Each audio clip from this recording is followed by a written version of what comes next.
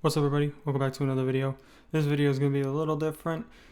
This video is first photos and videos of rare natural phenomenon or phenomena.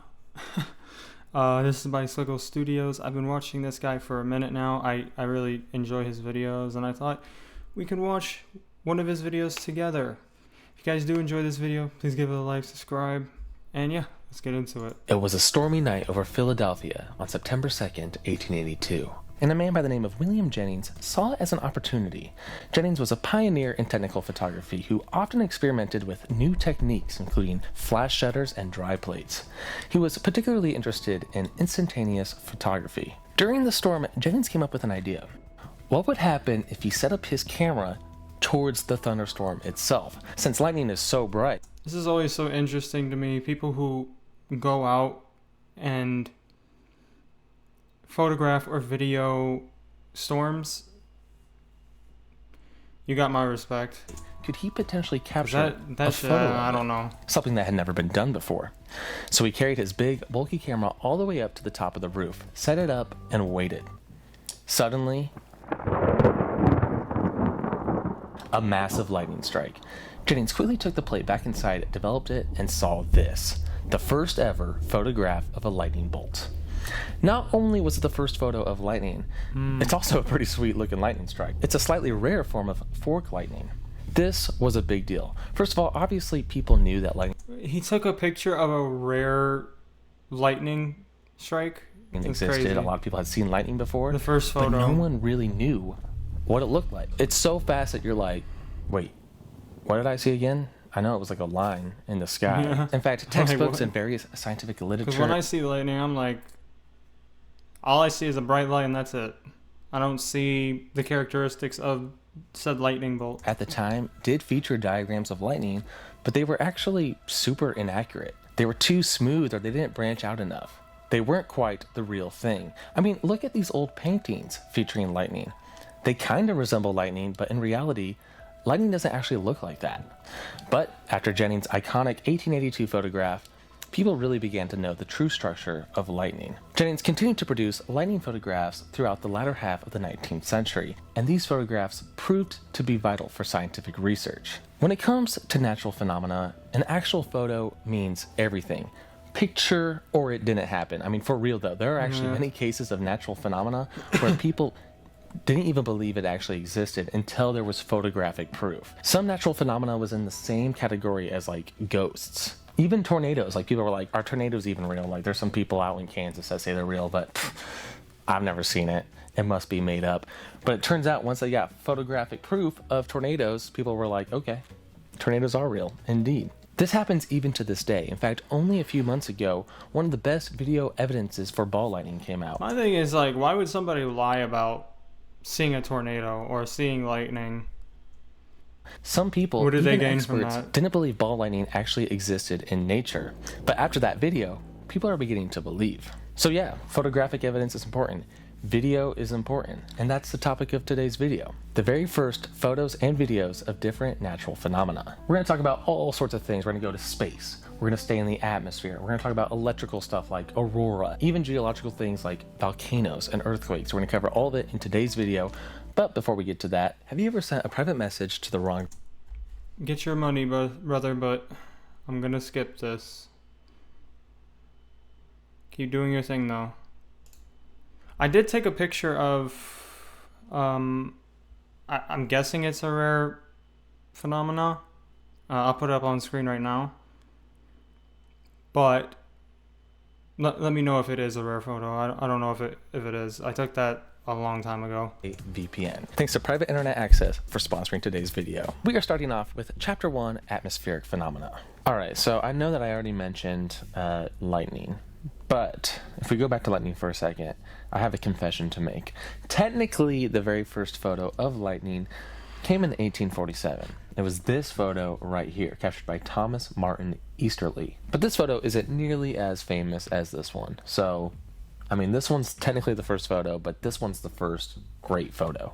But why even talk about photos when we could talk about videos? What was the very first video of lightning? Well, according to my research, the very first video of lightning came in the late 1890s from Thomas Edison. Thomas Edison was into filmmaking, and he was also into lightning, so it kind of makes sense. Unfortunately, I cannot find any copies of this footage anywhere.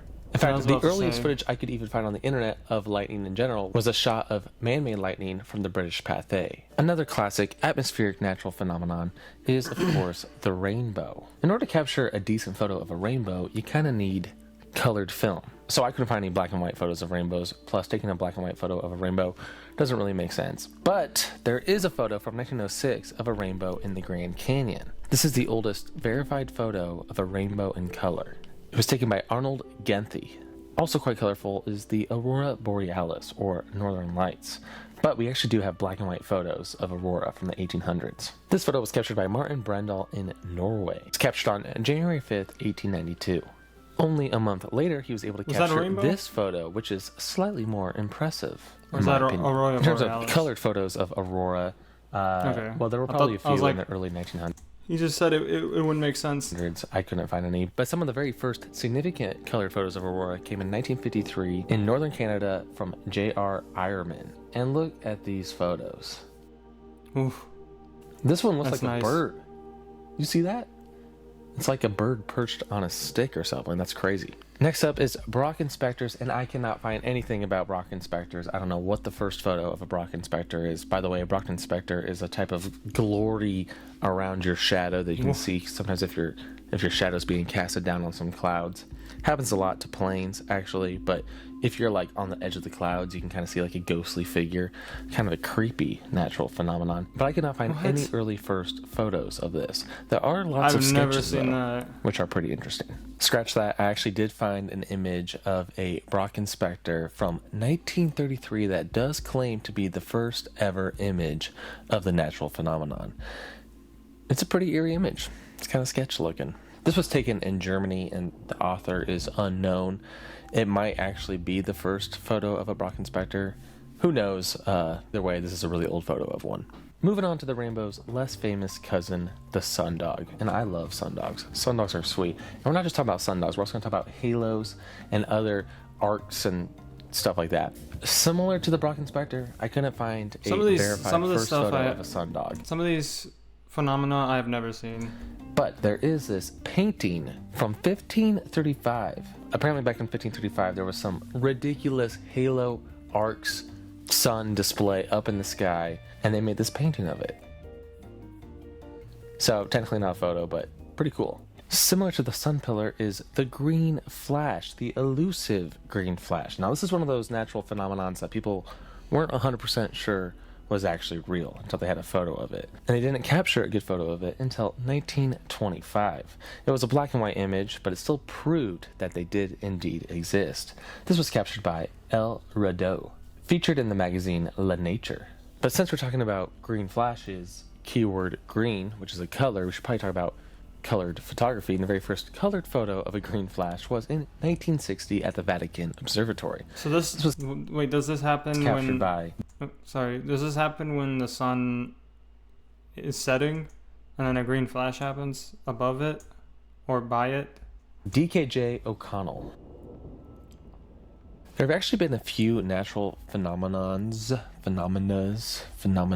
that have been recently discovered due to social media. One example is Steve. It's a rare type of aurora. There were rumors about Steve before social media, but once people actually took photos and shared them online, the scientific community was finally like, oh, this might actually be a real thing. Same is true with the elusive crown flash. I've talked about the crown flash before. It's one of the weirdest things. It kind of looks like a beam coming out of a cloud. Before social media, before people shared videos of it online, people weren't actually sure if it existed. The scientific community was like, not sure if this is real. But since we have actual video of it now, everyone believes that it's a real thing. Moving on to tornadoes. Who doesn't love tornadoes? If you follow this channel, you probably know that. I just read that the first EF5 was recorded in Enderlin, North Dakota. And that was after, 12 years? If you want me to react to a video explaining that more in depth, let me know. I mostly talk about tornadoes, and I've talked about this before, but the very first photo of a tornado is sometimes confused with this photo. This is a photo that was taken in August of 1884 in South Dakota, but this is not actually the first photo. That's a very of a famous tornado. photo. The first photo of a tornado would actually occur earlier that year in April near Garrett, Kansas. I will say that the South Dakota tornado photo does seem a little more robust compared to the Kansas one. The Kansas one looks like it's kind of roping out. It almost looks like Yeah, but the other one, like a smokestack way the other one is more famous, isn't it? off in the distance. So, but either way, this is technically the first photo of a tornado. Because I've If you seen wanna that talk about photo a first lot. Video of a tornado. You had to go to 1933 in Cuba. This was a very, very weak hurricane-spawned tornado right off of the coast. It was captured by the British Pathé.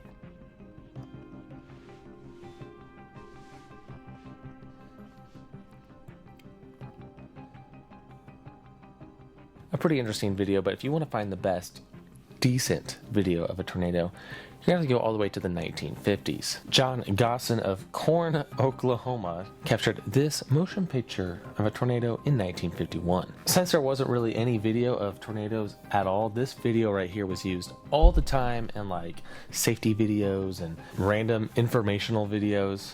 Not a bad video either. The other thing about old tornado videos and photos is that they look so creepy. They are so eerie. I did another video Yeah, on because of the this. black and white. I don't know, if you're interested in this kind of stuff, check out my channel. But we're moving on. This next entry is the hurricane. And this, to me, is actually pretty interesting because think about it.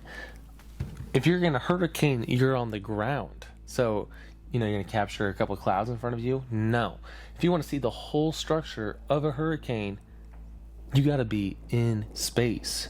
Which means that the very first true photo of a hurricane with the eye and everything came from a satellite. The very first photo of a hurricane was that of with the Hurricane eye? Esther in 1961. And here it is. Look at that. What, Hurricane Esther I was in satellite. The very first joking. photo of a hurricane I didn't hear what the year was. was of Hurricane Esther in 1961. And here it is. Oh, okay. Look at that. We had some radar imagery of hurricanes, so we had an idea of what they looked like. We weren't just like completely like, whoa, that's crazy. That looks like Jupiter's eye, but on Earth. We weren't that thrown off by it, but still pretty sweet to see it in its true formation. This next one is pretty interesting because it was kind of a discovery. It's always cool when you discover a new natural phenomenon through photography or video. And we're talking about upper atmospheric lightning, specifically red sprites and blue jets. These things are ridiculous. I didn't know they existed until like 5 years ago. And when I found out they existed, I was like, holy buckets, that's sweet. Anyway, the very first photo of a red sprite occurred at the University of Minnesota in 1989, and it was captured on accident. People saw this and they were like, oh, what is that? What is going on? Unidentified aerial phenomenon, a true UAP. And then in 1994, we got the first footage of blue jets and red sprites from the US Air Force. Speaking of elusive lightning, what about ball lightning? So, unfortunately, I could not find the first photo of ball lightning. According to what I read online, it was released in 1896, but there's no example of this picture online. The oldest photo I could find was this, which is a supposed photo of ball lightning in 1950, but I am skeptical that it's real. In terms of video footage, Yeah. I don't even know what to show because there's so many fake videos of ball lightning out there. They're all over the internet. But there is one video that came out recently. I didn't get permission to use it, so I'm not going to show it. But look it up. The link is in the description. We are moving on to Chapter 2, Space. Space has all sorts of strange phenomena. Perhaps the most famous, well, at least in history, is the comet. It's believed the very first image of a comet came on September 27th, 1858, and was captured by William Usherwood. Unfortunately, that photo has not survived, or it's lost media. Since we don't have an example of the very first photo of a comet ever taken, here is an old photo of Halley's Comet in 1910. Photography is often used to discover comets. Sometimes you take a picture of the night sky, zoomed in really close, and then you take another photo a few hours later, and if anything moves, it could be a comet. The very first photo to discover a comet came in 1892. And it was of Comet 206P Bernard Bottini. Kind of a blurry photo, but still pretty 1892. interesting. Similar in terms of appearance to the comet is the meteor, aka a shooting star. Shooting stars are kind of like lightning. They are very quick, very difficult to capture on film. It didn't take very long after the first photo of a lightning strike for the very first photo of a meteor to appear, which was on November 27th, 1885. I've only seen 2 shooting stars in my life. This little faint guy right here. One of the most famous natural phenomenon events of all time is the solar eclipse. So the very first photo of a solar eclipse was captured in Prussia. It was captured on July 28th, 1951. More than just the first photo of a solar eclipse, this is the first photo of a solar corona, the atmosphere of the sun. And it's the first photo of solar prominences. These are big plasma ejecti coming out of the sun. This is the first photo for sweet. Most, this right here is is the very first video of a solar eclipse. It was captured by Neville Maskelyne on May 28th, 1900 in North Carolina. Beautiful. Do you guys like lunar eclipses or solar eclipses more?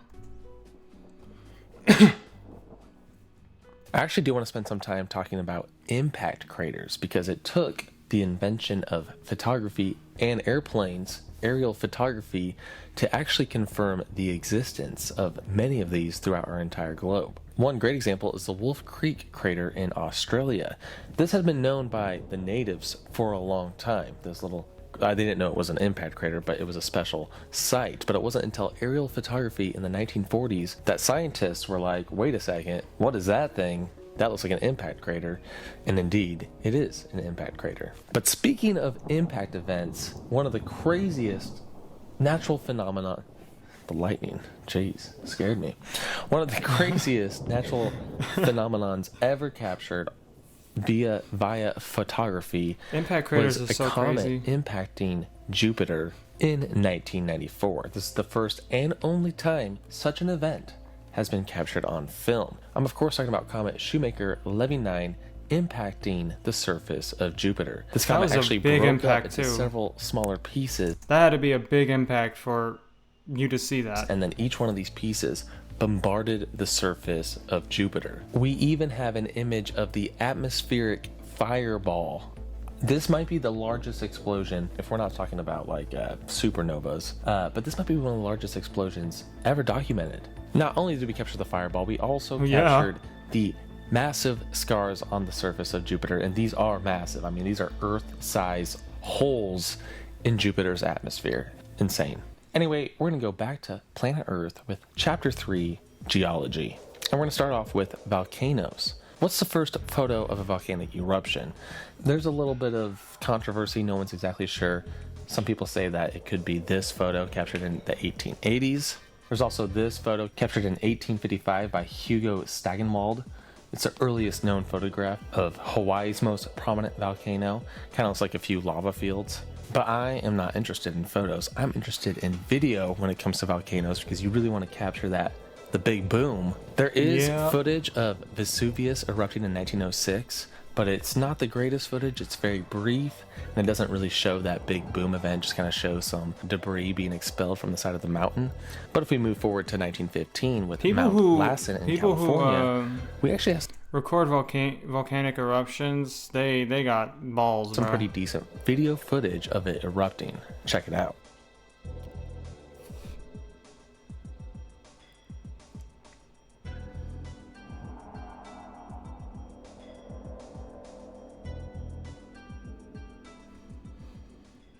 Somewhat related to volcanoes are geysers. The very first photo of a geyser was from 1871, and it was of Old Faithful. It's captured by Is that Thomas one in, J. Hine. That one's in Yellowstone, right? In that same year, William Henry Jackson also captured many photos of I think Old it's in Faithful. Yellowstone. They're a bit higher in quality. Now, earthquakes are kind of a difficult thing to photograph because it's really just the earth shaking. But technically, you do get little fault ruptures, little cracks in the ground. You know, in movies when there's an earthquake and all of a sudden like the ground splits and they're like, ah, you know what I'm talking about? The earliest photograph that I could find. They're saying that this is happening, this fault structures are happening in Africa. a fault line or a little crack in the ground came from the 1906 San Francisco earthquake. But in terms of video, that hasn't been captured on video until 2025. It just recently happened for the first time, according to the internet. This was the 7.7 magnitude Myanmar earthquake that occurred on March 28th, 2025. In this video right here, you can actually see the ground do one of those. It's security camera footage. If you look over here, watch what happens. Crazy. Yeah, oh my, no. But this was actually a Nope.